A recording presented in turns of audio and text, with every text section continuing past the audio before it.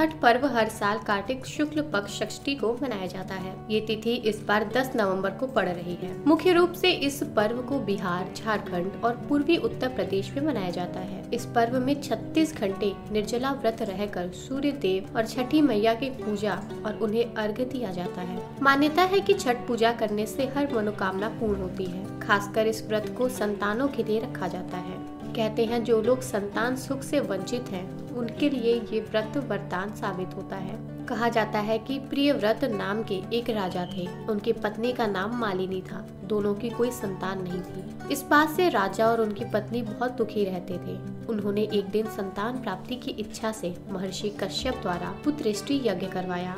इस यज्ञ के फल स्वरूप रानी गर्भवती हो गई।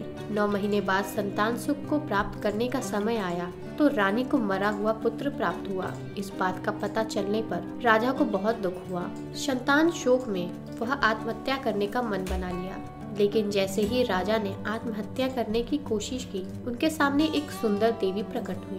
देवी ने राजा को कहा कि मैं षष्ठी देवी हूँ। मैं लोगों को पुत्र का सौभाग्य प्रदान करती हूँ। इसके अलावा जो सच्चे भाव से मेरी पूजा करता है, मैं उसके सभी प्रकार के मनोरथ को पूर्ण करती हूँ। यदि तुम मेरी पूजा करोगे तो मैं तुम्हें पुत्र रत्न प्रदान करूंगी।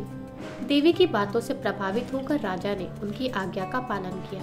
राजा और उनकी पत्नी ने कार्तिक शुक्ल की षष्ठी तिथि के दिन देवी षष्ठी की पूरे विधि विधान से पूजा की। इस पूजा के फल स्वरूप उन्हें एक सुंदर पुत्र की प्राप्ति हुई। तभी से छठ का पावन पर्व मनाया जाने लगा। मान्यता है कि छठ देवी सूर्य देव की बहन है।